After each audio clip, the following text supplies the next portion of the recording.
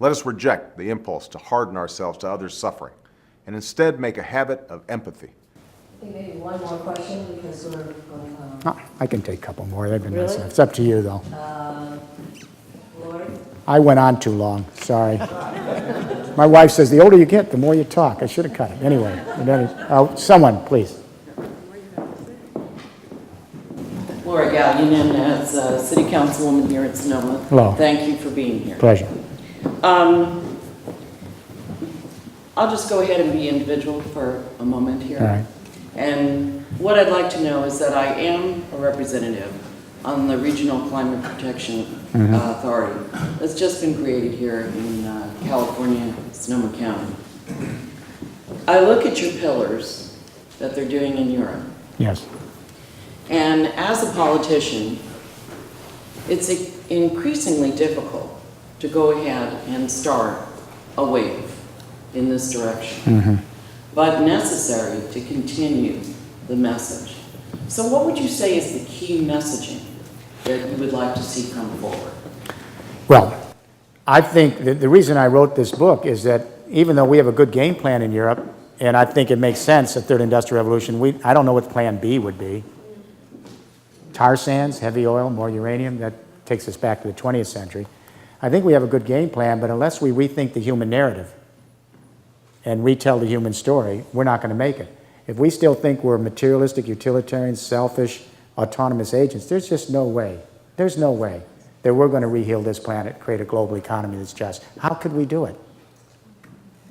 But what gives me heart is the fact that our scientists are now discovering what I guess we should have known, that we are really Homo empathicus. That's our primary drive. So we need to tell that story. We need to rethink schooling. And there's a whole section in the last part of the book on schooling. We're still living with a school system that we inherited from the Enlightenment, which is based on the same set of principles about the individual as an autonomous agent, knowledge is power. If you share, you're cheating. You have to embattle others with your knowledge in order to compete to pursue your own well-being, correct? And our school system reflects the factory model, the market forces, and the geopolitics of the industrial age. Yet our kids are growing up on the internet where they're sharing information, they're collaborating in social spaces, they're distributing knowledge, and it's a disconnect from school. So what we need to do is rechange the school models for one. I'll just stay on that one. We need to take service learning, which was a revolutionary change in the last 10 years, going out and serving the community, and ratchet it up to pedagogy. So when our students are learning not just environmental science, but math, language, biology, they're learning it in the community when they're involved with real human beings so that they can actually engage in empathic transfer of knowledge with each other. We need to bring collaborative learning models into the school based on sharing information and critical thinking. We have to bring interdisciplinary teaching into the schools so young kids can have different perspectives, live with ambiguity, sense all the different frames of reference, and be open to each other. These are all things that can revolutionize the school system. Parts of them are coming in, little by little. There are many other things we could do. In terms of the Sonoma here and being on the city council, I chair something called the Global CEO Roundtable. It's CEOs of major companies and the world's cooperatives. This is a really strange hybrid. We brought the world's great cooperatives together with some of the world's great companies in the Third Industrial Revolution CEO Business Roundtable. These are not the energy companies, but these are the companies that want to do the 4 pillars. So it's all the renewable energy companies in Europe and America, the big ones, the construction companies, the big real estate companies, the hydrogen companies, the internet companies like IBM and Cisco's just joined us, logistics companies, the U.S. Postal Service has joined us. And what we want to do is, and we brought together a global team, including some of the folks from California. Alan Lloyd's on my team. He was the EPA director in California, all right? And we brought together people from around the world, and we're working now with cities, regions, and countries to lay down master plans collaboratively with the civil society, the local business community, and city, regional, national government. We just did San Antonio, 7th largest city in the United States, laid down a master plan. It's going to cost $680 million a year, but it comes out of revenue they would spend anyway for infrastructure. We just finished Monaco. We're doing Rome now, all of Rome. 30-year transition to a post-carbon city for Rome. We're about to do Utrecht next week. We're doing all of Spain and Greece. So these are collaborative efforts where our best practices join with your best practices because these localities all have expertise. And we work together to create these models to actually start doing this, lay down the whole infrastructure.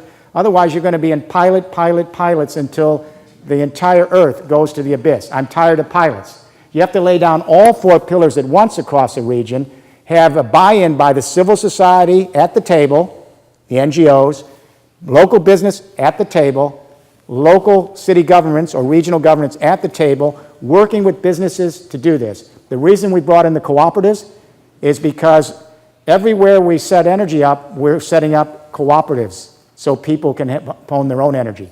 That's neighborhood cooperatives for energy, retail cooperatives, so the power will be with the people and then shared across continents. So this is a hybrid of companies and cooperatives, and if you want some more information, we'll do an email together. 2 more and we'll... Oh, I think one more. One more. One more. Okay. Okay, Laura?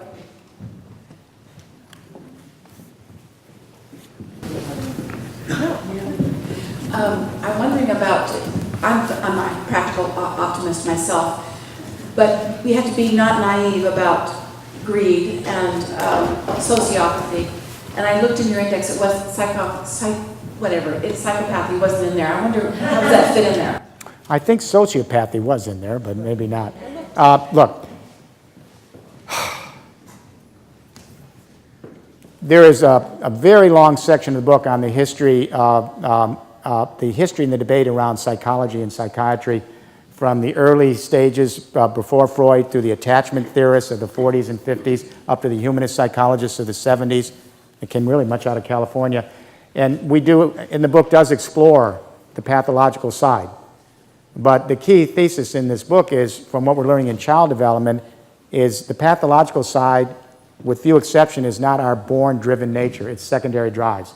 If you have good attachment, just good enough parenting, if empathy can be extended so a child feels safe, belongs, and intimate, then they can explore.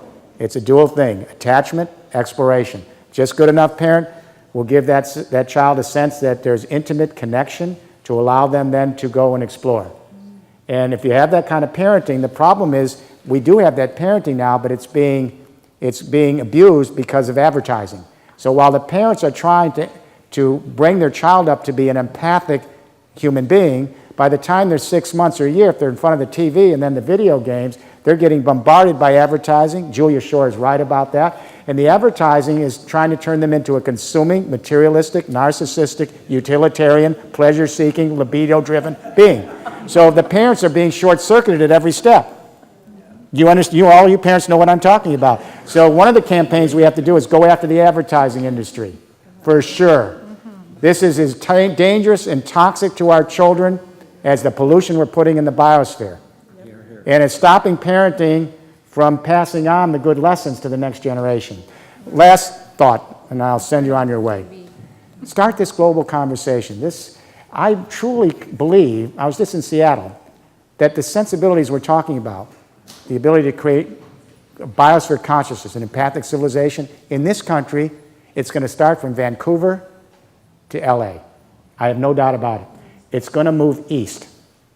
Because I spent over half my year in Europe. The sensibilities here on the West Coast are very close to continental Europe. The Brits are closer to other parts of our country. But the Canadians on the east and west coast of Canada, I'm really serious, and the Americans from Vancouver to San Diego, very close to the sensibilities of a younger generation in continental Europe that's beginning to think biosphere consciousness. If we can begin this conversation, we can help prepare an empathic civilization. How many of you look at the Huffington Post each day? There's going to be rolled out all of February. As you know, we put the book up free, the chapter, et cetera. But this month on the Huffington Post, we're going to try to get a whole global conversation going around the world. Blog in. Bring all your friends. Check with your networks across the United States and around the world. And from every discipline and every walk of life, let's start a global conversation and say there's another point of view about human nature than the one you're hearing on some of these talk shows. And if we can do that, we can prepare the groundwork and maybe save this biosphere and create an empathic civilization for the generations yet to come. Good night. Thank you so much. Thank you.